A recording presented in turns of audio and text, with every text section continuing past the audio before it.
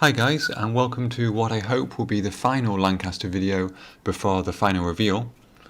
In this video I'm going to be making masks for the RAF roundels. I'm going to be applying the decals, fixing the gun turrets, adding the bomb bay, getting the fuselage halves put together and finishing a few more random jobs.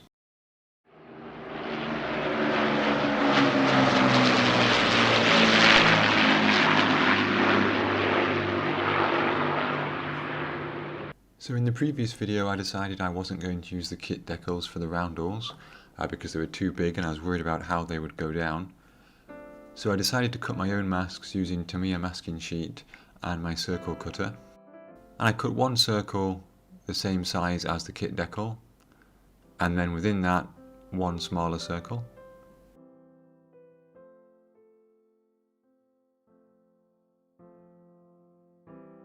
And in doing this I made sure that I kept the two circles obviously, but also the outer masking as well, which is really important.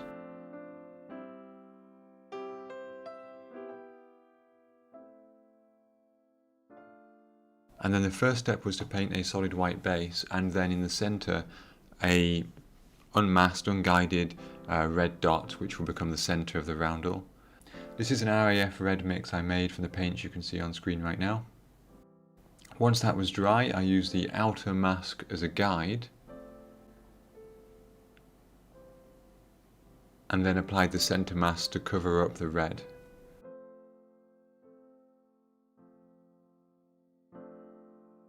And then I painted over everything in RAF dark blue, and once that was dry it was time to remove the masks. Now you can see here the masking process didn't go perfectly. Some of the white in particular leaked underneath the mask. That's not such a big deal, and I cleaned that up really easily later on. But I think you can see overall that roundel looks a lot better than I think the decal would do. It looks a lot more painted on obviously because it is, and I'm quite happy with that result. And you can see here the almost finished wing. And in fact I've already started to touch up that roundel there, and you can see most of that excess white has gone. There's just a little bit there to touch up at the end still. Now I did try the same technique on the side roundel as well, and to be honest that didn't go quite as well. It's a lot harder to cut very thin circular masks. As you can see, the edge is just really hard to get correct. This was my first attempt. I actually made another set of masks after this one. And then I went through the same process. However, once I removed the mask, I just wasn't happy with it. There were too many slight blemishes in it. And I think also I didn't use the right yellow colour here as well. The yellow's a bit too bright, so I should have made that a little bit more of a reddy orangey yellow. So I decided to get rid of this, and I will show you towards the end of the video how I actually did the markings and the insignia here. I also masked the fin flashes using the original kit decals as a guideline for cutting the masks.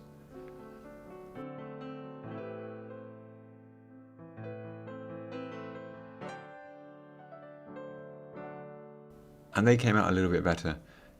Yes, the edge still wasn't perfect, but again I could touch that up quite easily with the black.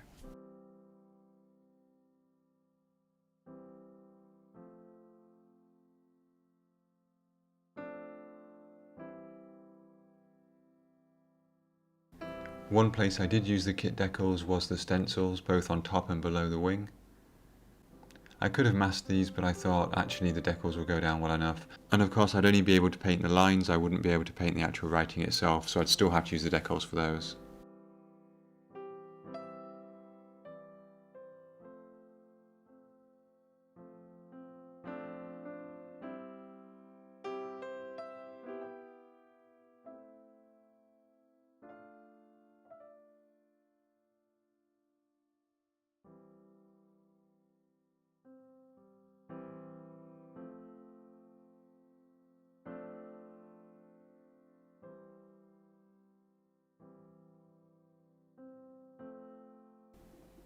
Before I put the fuselage together, I wanted to test fit the wings, and it's a good job I did because the fit here was really tight, and in fact in the end I had to sand a few millimeters off the top and the side and the bottom of the teeth on the fuselage part. You can see here barely goes on, it would require a lot of strength to put it on, and if the fuselage was joined together when I tried that, I think I would actually end up snapping it apart. The undercarriage was also quite easy to finish. Each section is in 2 halves with just the wheel in the centre. I know there's a little section on the struts which apparently is not supposed to be there. It's apparently only used like post-war or during maintenance or something, but I've just left it in there because, to be honest, this is a big aircraft and I'm not sure if I started modifying the undercarriage whether or not it would collapse.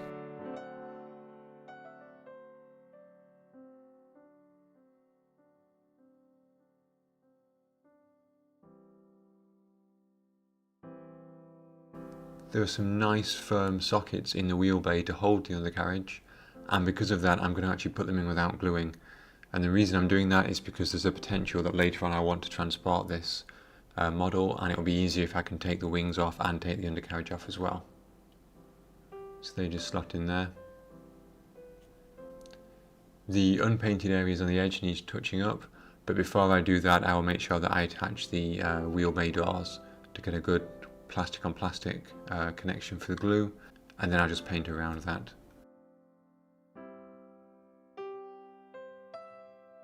Now moving on to the tailpiece. The tailpieces only have 2 basic markings on them, and so with those markings added, this is the tailpieces complete. I will give these a little bit of a matte varnish later on along with the rest of the aircraft, but that's the tail complete.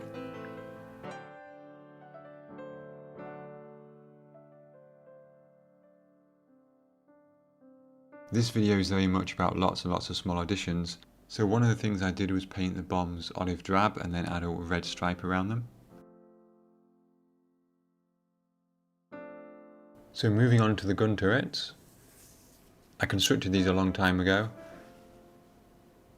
and I basically just painted them in black, and I've added a little tiny bit of dry brushing with metallic grey just to highlight it a little bit.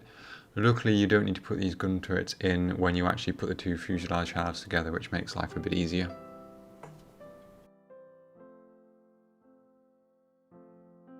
So before I could close the 2 fuselage halves I need to do a few little jobs.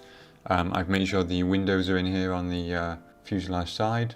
I printed a little map in colour and just put that on the navigator's table. Obviously the instrument panel's in place. And then the starboard side of the fuselage, the master compass needs to go in there, the door to the rear turret, the little railing at the front down into the bombardier section, and so on, just a few bits and pieces here and there. Another thing which I needed to do was to sand this entire panel down here. This is where the clear fuselage half will connect, and obviously it's best to have a plastic on plastic connection rather than a paint on glue situation going on. Now the fit here was really tight, and so I even had to take a little bit of the instrument panel off the edge there just to make sure the right hand side fit properly.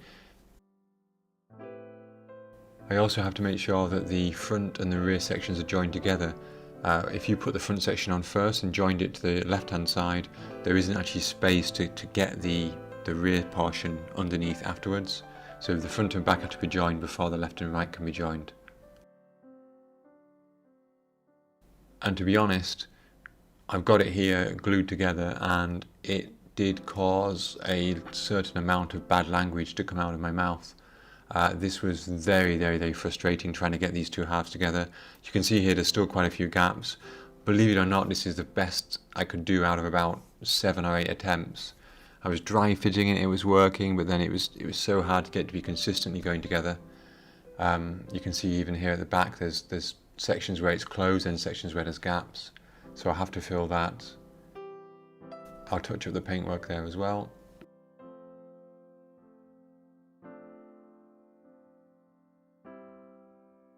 This was definitely a bit of an issue.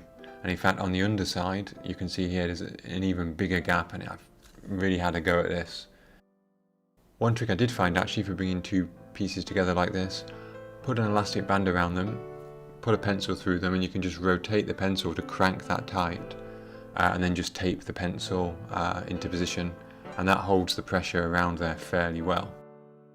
And here's just a quick reminder of just how big this is. Yeah, this needs quite a lot of tidying up, quite a bit of filling and repainting, but I'm not going to bore you by showing you all of that. I'm just going to get on with doing that. And here it is once it's been mostly cleaned up. Now I was going to show you how I did the roundel and the squadron codes, and the answer to that is that I used some custom masks from this company here. This is their website. Not quite sure how you pronounce their name.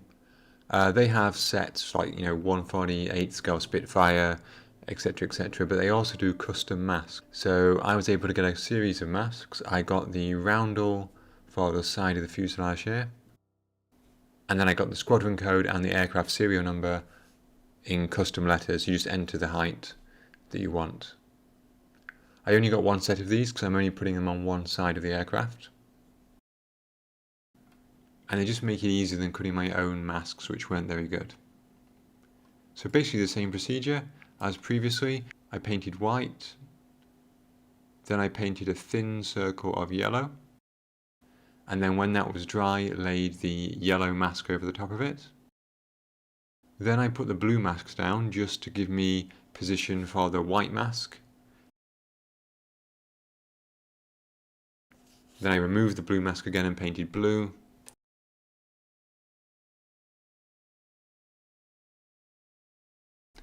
And then finally I removed the center mask and painted red.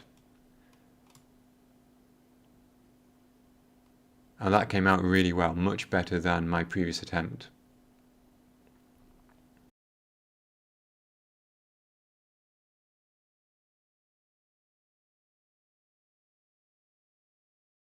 The letters here are going on.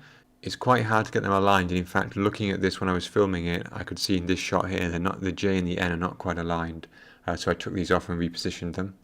And the serial number, because they are just so thin, it's going to be quite tricky to get paint in there, I think, but I will do my best. And so guys, this is the end of the update to the Lancaster, and this is going to be the final update as well. You can see from this video that I've got most of the sub-assemblies complete.